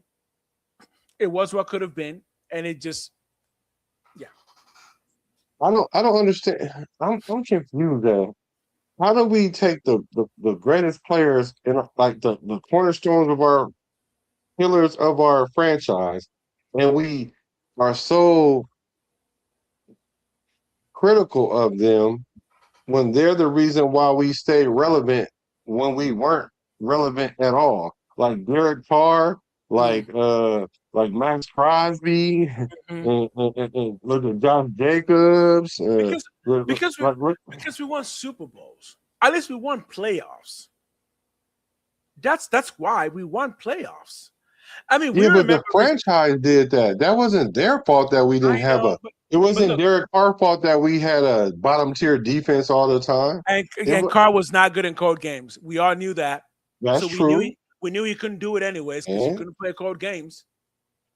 Janikowski couldn't kick 40-yard field goals like he could 55-yard field But goals. he I did mean, kick like, that there's no 63 players yard. that's great. He did kick that 63 yard and got the record, and that Oh, counts for yeah, for something. sure. That's And what, no, saying. that's what I'm saying. Derek, Like, every Derek player Carr has their doesn't have any, deficiency. but Derek Carr doesn't have anything significant NFL wise. Nothing. What do you mean? There's For no this playoff franchise? win, no playoff win, no It wasn't significant his franchise. fault. Yeah, I know, but he was who else am I gonna blame but him? Okay, there you go. I can't blame There you John go. Gruden. See, that's why I can't blame John Gruden. debating with you, because at least you're gonna keep it gully to the point. Exactly. Like, look, check this out. It might not all the way been his fault, but I'm gonna blame it on him because that's the position that he was in, which is true, and I can't argue that. If I blame anybody else, it just sounds stupid. I can't believe we blame John true. Gruden because the NFL kicked him out. It wasn't even us; like it was the NFL that. Yeah, this is like so. Yeah, I got you on that. You're right about. I can go with that. And this is but he's right though. The comebacks for Cars were. Derek Carr was better at coming back. It had more Jesus than Tim Tebow did. Mike, thank you, Mike. Thank you, Mike. Mike Vision, Mike Vision, Michael Vision. Thank you. This is what I keep saying. I wasn't even going to say it this time because I was tired of saying it. Yeah. He definitely brought us back to many games. So I can only imagine we would have picked number one a long time ago if he didn't come back in a lot of those games. But then again, that's probably what kept him being a quarterback, because we would have drafted a quarterback to come in and would have been a quarterback competition, which I understand what a lot of people are saying is Carr didn't have a lot of competition the 9 years that he was here. Yeah. How much can you really hate Derek Carr? I can hate him for the next 10 years till the franchise is established, because guess what? Derek Carr is going to die as a Raider legend. He will be celebrated. Derek Carr, he will be celebrated. He will be remembered by Raider Nation. Everyone alive now will remember him, and we're going to look at him fondly. But again, he didn't win us anything significant, so I'm just looking to Mendoza to do that for us now. So how long do you think it'll take us to get to the playoffs? 2 years. How many seasons? Yeah, that's what I mean. How many seasons? By the third season, we're going to be competing for a playoff. See,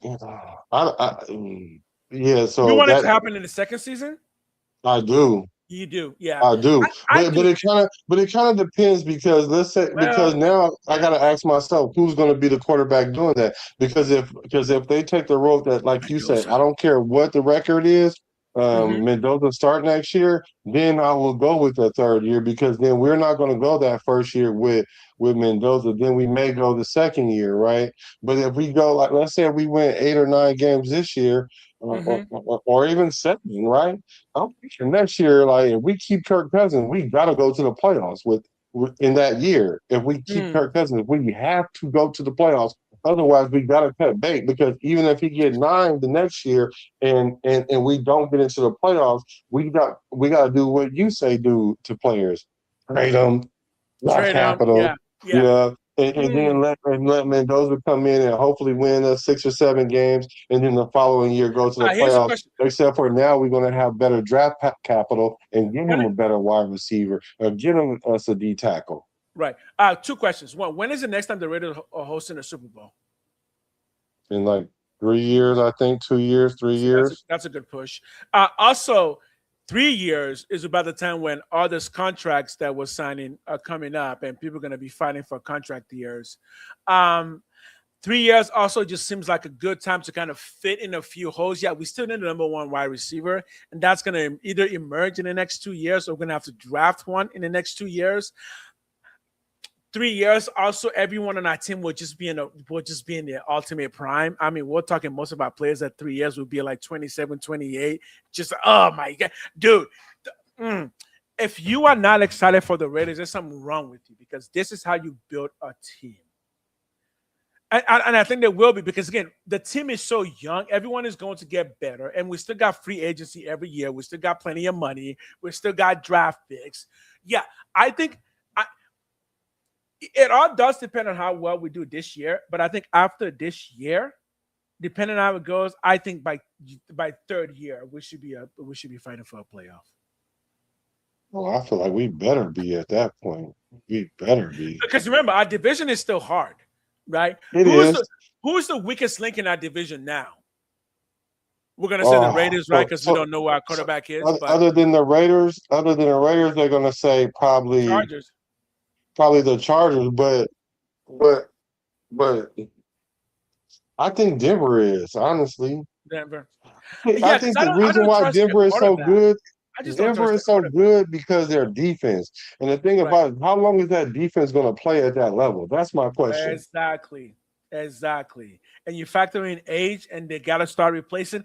The point that I've been making is right now, in the next 3 to 4 to 5 years, the Raiders don't have to replace that many players. We just need to replace players that are not positions that need more help. We've got positions, we've got skills, we've got age on our side. Now we just got to keep fitting in those Lego pieces to create. Speaking of Lego pieces, if y'all, I know you guys can donate. Please do so if you got extra funds. Um, this is all free for you guys. So the least y'all could do, if you are able to, just hit the like, hit the subscribe, all the channels. And if you are able to support the channel in any way, we're both looking to grow both this enterprise that we're both started, as well as our personal channels.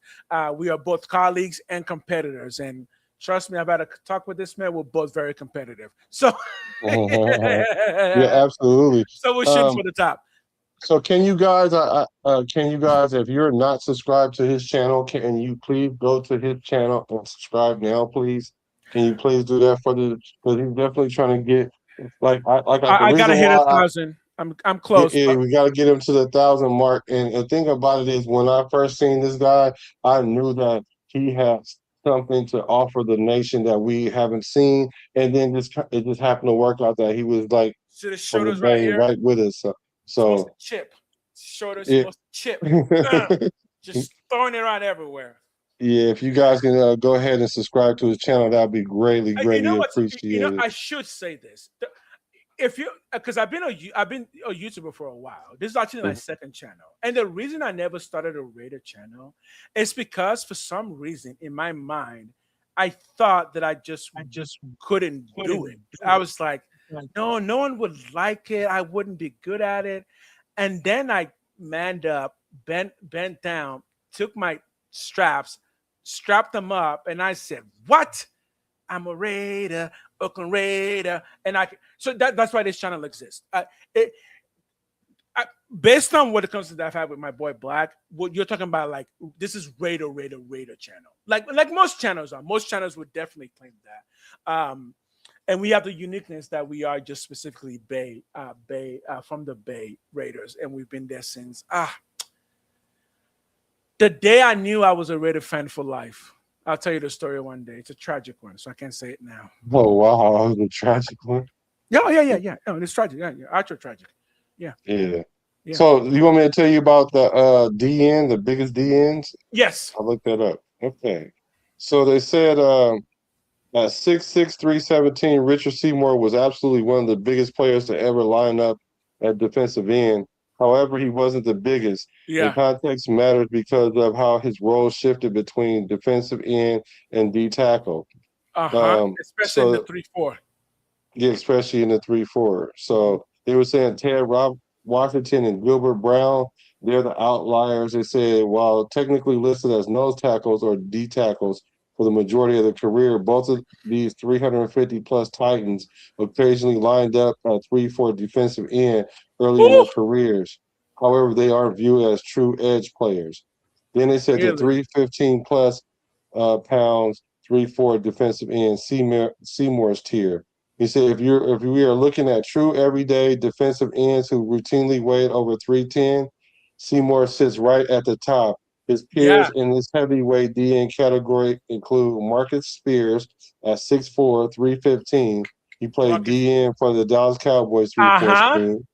Calais Campbell, 6'8", and prayers to him and his family. I don't know if you heard what happened to him. No, I didn't. Nothing happened to him, but his brother unalived his mom, and it just happened, I think, yesterday or the day before yesterday, something like that. So so prayers to that family and prayers to him. Oh no! But he's 6'8", 300 pounds, an absolute giant with the insane wingspan who played both side, inside and outside. Yeah. Akeem Hicks, 6'5", 335. He's an Largely a D tackle, but played yeah. significant snaps at 3'4". And then they said the Yes. freaks was the tallest and most imposing true edge rushers was, Ant Too Tall Jones, 6'9", 271. Julius Brother, Pepper, what have I 6'7", told you? 295. What have I told you about Tonka Hemingway at 280? I'm Yeah, telling you, and at 3'4", yeah. that's the perfect size for an end. He's already gotten 4 sacks coming from the straight defensive tackle. Give him a little bit more space and a little bit more pressure from the backfield. Tonka Hemingway is my guy who might break out this year from the defense. Yeah, so really Myles Garrett is kind of like, Yes. he's maybe not the biggest technically, but really he is like, Yeah. Because the size of edge has been getting smaller and smaller, but now I do think it's pretty solid around 250 something to 6 something. I don't think the 240 edges are going to last very long because there was a trend that started, I think, like 6 years ago where teams, no, not 6 years ago. When was Aaron Darnold drafted? I think a trend started where defenses want to start using smaller defensive linemen. I think that trend is going to stop. I don't think people are going to continue that trend. Unless what's his name? Kalijah Cansey. Unless Kalijah Cansey is actually doing as good as people thought he would be, because he was supposed to be like the next Aaron Darnold.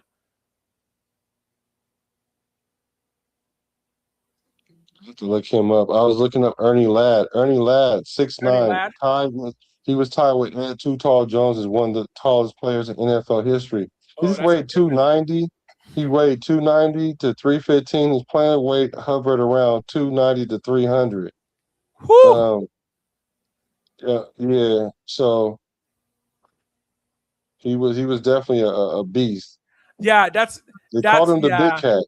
You would never get that. You would never get that in the NFL today. Someone who's 6'9" playing end, no, you wouldn't get that. Yeah, this was in the 60s. So I think the tallest end is honestly probably Myles Garrett. The good defensive ends right now are generally between like 6'1" to no more than 6'4". Is this true?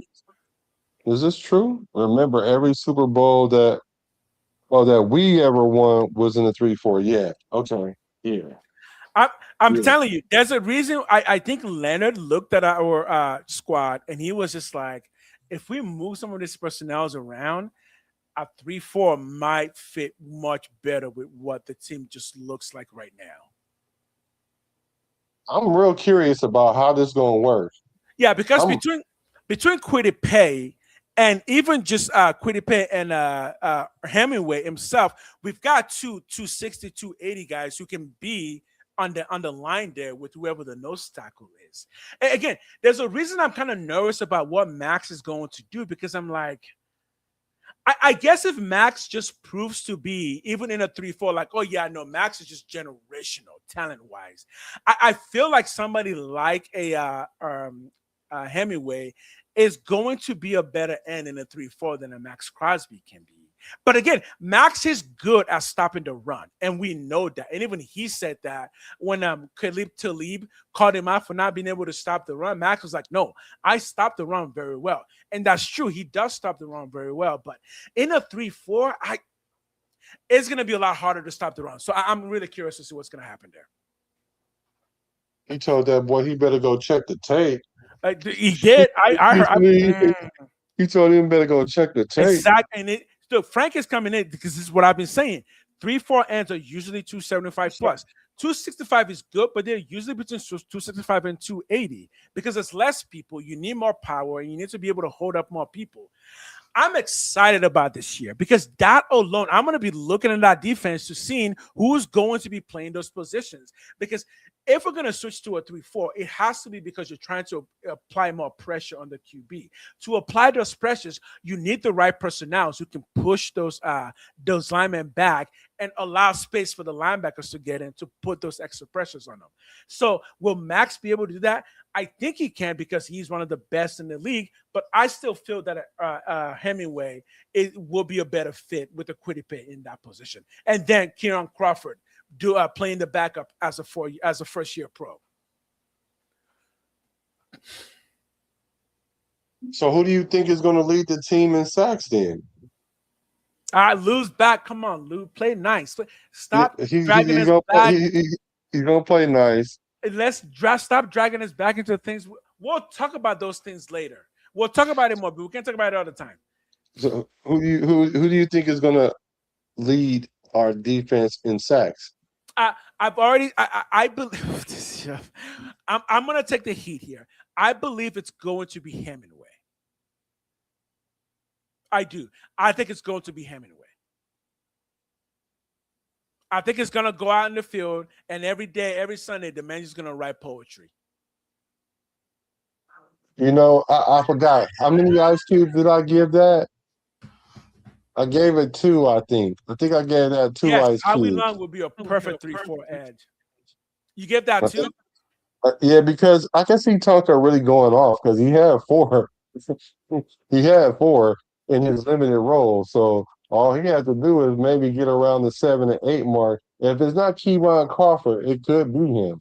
But I don't know. I don't know about Max. You got me second guessing myself about Max and his 3-4. And the thing about it is, I don't know. But I've been trying to start to look at tape at Max, and I think Max is better than we give him credit for. I swear I do. I do too, and I want to see it, and I think the NFL is ready to see it too. Max is not an All Pro, right? He's only been an All Pro maybe 1, maybe 2 years. I know we say he's top 5, but it's very debatable, especially after last year. This coming year, because if you're going to put Max in a 3-4, you could just move him around the line a lot. Yeah, that's what I hope we do.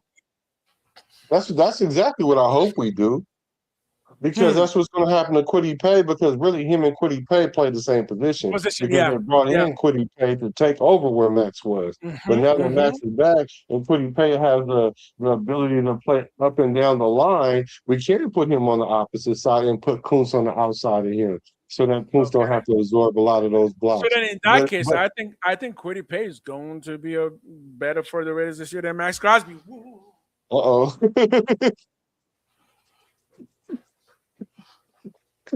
How many ice you give that? How many ice you give that, huh? Give me your ice for that. Give me your ice. How many ice cubes is that? Give me your ice for that. Okay, let me see. Oh, I'm talking about a motivated Max that Quiddipe is going to 3 ice cubes on that, because I don't totally disagree with you, but I think Max I think Max have a chip on his shoulder, my guy, because the thing about it is he got to prove something to the nation. He has to prove something to the Ravens. He got to prove something to the NFL, and he got to prove something to himself. So he got a lot of chips on his shoulder. And then you got to prove something to me, because I think Quiddipe is going to be better for the Raiders this year. What? Who said what? I think Quiddipe is going to be better. I'm not shy about it. I know what I said. We standing on town business. Look, Quiddipe is a very good player, and Quiddipe is very good against the run and also very good against the pass, because Quiddipe will generally get you between 8 to 10 sacks. Last year, I think Max got 11 sacks last year. I think Quiddipe in a better defense, because this will prove to be a better defense than he had. I think Quiddipe could potentially be more impactful than a Max Crosby. I really do. I can see that, though. I can see it, because Quiddipe is a good run stopper, and if you don't play him right, he can get into that backfield and wreak havoc. Like he said, make the pocket dirty, muddy it up. You know what I'm saying? Exactly. And what's good about being that kind of rusher is if he doesn't get the sack, he's going to run you into somebody. So that's why I hope that what happens with Max, I hope Max run a lot of things his way, and maybe that will increase his sack total, because I think Quiddipe only had 4 sacks last year. And that's what made me be like, let me go see what he do, because why were they so high on him? And then I seen it. I seen that he cannot be moved. He sets the edge so well. He's a good run stopper. He might not be the fastest guy, but he is relentless. And if you play around in that pocket, he will get to you. I just think his numbers wasn't indicative of where he was, because I guess he was almost on his way out of Indy as well. Now he has a new leash on life, and he has a Max Crosby to compliment him. I think he will. I think his numbers will balloon. So and that's more why I give him importantly, 3 ice he has a cubes. better backfield in Quay Walker and Nakobe Dean to also compliment. And I'm telling you, do not write out the ability for those guys to create pressure and giving guys like Max and Kwity Paye more open to get to the quarterback. I'm with you, Amber. I think Max Crosby is activated this season. Yeah. It's 9:30. I do have to go. Yes, sir. Gotta go spend time with the wife. Got to. Let me see. One last comment. If Max needs to prove something to himself, then now we have a Raider legend. Exactly. Right. Exactly. Because right now, Max is a Raider legend, but he's not on the NFL front. He's not Howie Long, right? He's not there yet. He's not a Hall of Famer. He's just a very good football player, right? Oh no, he's top 5. He's not even as good as Howie Long record-wise, right? He's not even there yet. Yeah. But he's about to be the Raiders' all-time sack leader in a little bit. If he gets that'll put some respect on that name. That'll put some respect on it. Yeah, and I'll answer these questions right here, and if you want to go ahead and spin off, it's cool. And spend time with the fam, because I know how important it is right now, especially because it's the off season. Because once the season starts, we're going to be dedicating a lot of time. So, I told her to give me 5 more minutes, so we can do 5 minutes of questions real quick. Okay, and so let me see. JMC BD, welcome, because I haven't seen you before. Welcome.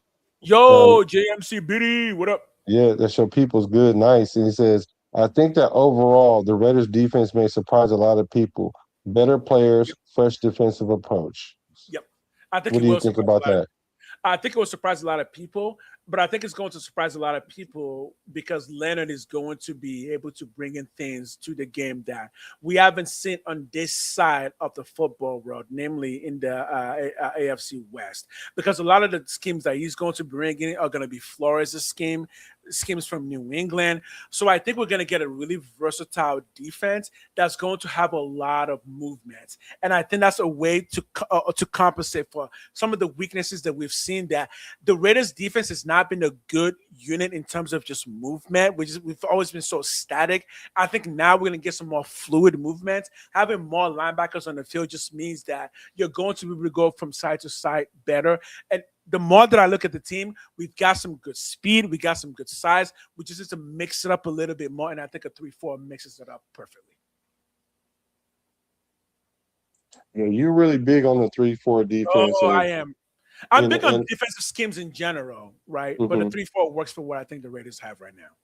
Yeah, and I think it's a fresh look for us on defense, because we were definitely trying to stuff a square peg in a round hole over and over again. Yeah. And it just wasn't working. It just wasn't. So again, we tried, right? Because we tried to bring in what's his name, the defensive tackle who ended up touching somebody. Wilkins Christian, right? That would have addressed that. That would have addressed the 4-3 thing. That would have given Max the help that he needed. That would have done it. Yeah. Yeah, I agree. Totally just want to touch people. Weirdly. Yeah, he's doing too much, man. Doing too much. Doing way too much. Way too much. You don't even know what you did, and we know it's too much. Right. If Adam Butler actually said what he said, I'm like, oh boy, that boy did way too much.